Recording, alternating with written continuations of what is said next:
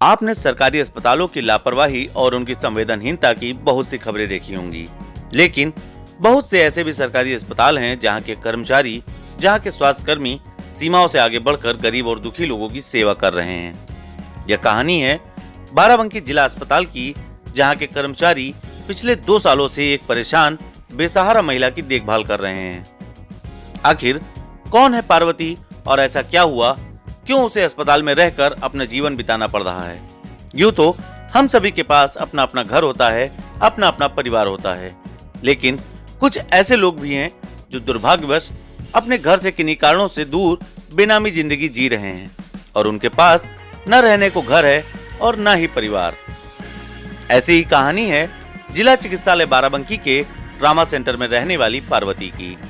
पार्वती आज से लगभग 2 वर्ष पहले रेलवे स्टेशन बाराबंकी पर जख्मी हालत में पुलिस वालों को मिली थी, जिसके बाद पुलिस वालों के द्वारा उसे इलाज हेतु जिला चिकित्सालय में भर्ती करा दिया गया।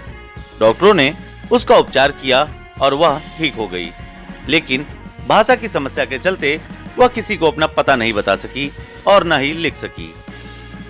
आज वह अस्पताल में ही अपना जीवन यापन कर रही है, वहीं पर रहती है, वहीं पर उसे भोजन भी मिलता है। सुबह होते ही वह एक संस्कारित गृहिणी की तरह मंदिर को जाती है, पूजा अर्चना भी करती है और उसके बाद अपने यथास्थान वापस आ जाती है। पहला 2.5-3 साल हो गए यहीं पे हम लोग देखते हैं बराबर।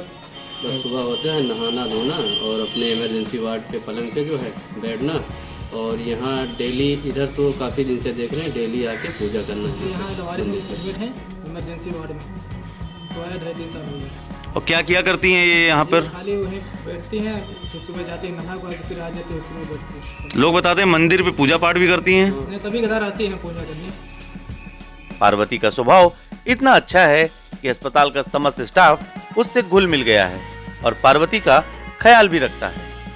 पार्वती अपनी किसी ऐसी भाषा में बात करने का प्रयास करती है जो किसी के समझ में नहीं आ रही। बाराबंकी के बहुत से लोगों को उसकी भाषा समझने के लिए बुलाया गया, लेकिन लोग नहीं समझ पाए। द इंडियन ओपिनियन ने पार्वती से बातचीत करने का प्रयास किया और यह जानने की कोशिश की कि आखिर किन दशाओं में आज वह यहाँ पर है। नहीं है। और इस वक्त जो हमारे साथ बैठी हुई है, इनका नाम है पार्वती और ये किसी अन्य जगह पर रहती हैं और ये तब से जिला चिकित्सालय में ही हैं, तो हम इनसे बात करने का कुछ प्रयास करेंगे। आप घर जाना चाहती हैं? वो पता नहीं है, बहुत दूर है, वहाँ छिड़वाड़े में जाता है, हम तो साफ कर लेते हैं।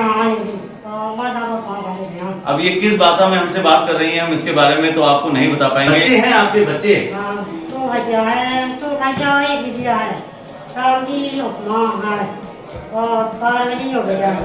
जहाँ तक मुझे समझ में आ रहा है, इनका कहने का प्रयास ये है कि 2 बच्चे हैं। मैं ऐसा अज्यूम ही कर सकता हूँ। यहाँ पे कैसे आई आप?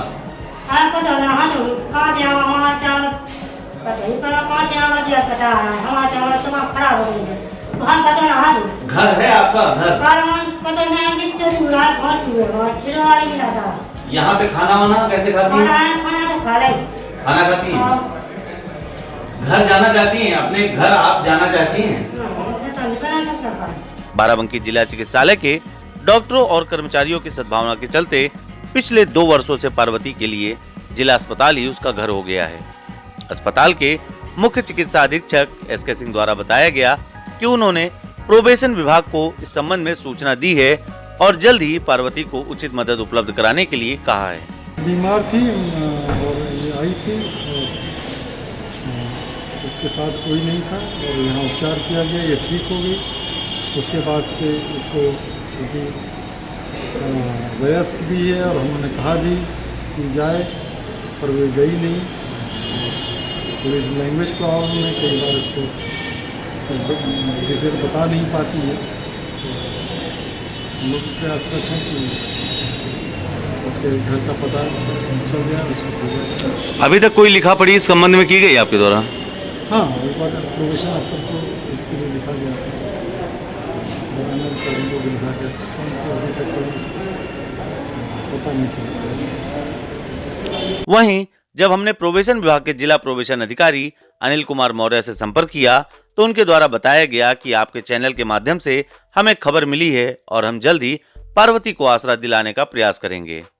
इस प्रकरण के बारे में महिला पुलिस अधिकारी CO सिटी सीमा यादव से बात की गई तो उनके द्वारा कहा गया कि जल्द ही पार्वती की भाषा को अनुवाद कराकर यथास्थिति जानने का प्रयास किया जाएगा और यह देखा जाएगा यदि वह किसी पारिवारिक समस्या से ग्रसित है तो उसका भी निदान कराने का प्रयास किया जाएगा।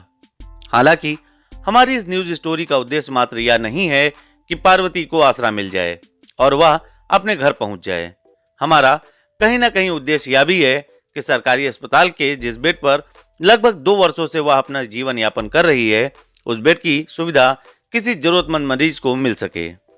द इंडियन ओपिनियन आपसे अपील करता है कि इस खबर को ज्यादा से ज्यादा शेयर करें ताकि पार्वती को न्याय मिल सके, उसे भी अपने बच्चों से मिलने का मौका मिल सके।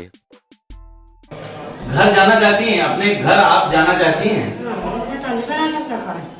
इशारे से अगर हम समझने की कोशिश करें तो इनका कहने का मतलब ये है कि ये घर नहीं जाना चाहती हैं। लेकिन यहाँ पर एक बात ये भी है कि ये अनजान रूप से सरकारी व्यवस्था में ऐसे कितने दिनों तक पड़ी रहेंगी, ऐसे कितने दिनों तक एक बेड पर ये लगातार मौजूद रहेंगी, क्योंकि सरकारी व्यवस्थाओं में कई ऐसे निराश्रित और कई ऐसे असहाय आते हैं जिनको चिकित्सा की आवश्यकता होती है, परंतु इनके द्वारा यदि उस स्थान को लगातार लिए रखा जाएगा तो वो स्थान कभी फ्री नहीं हो पाएगा।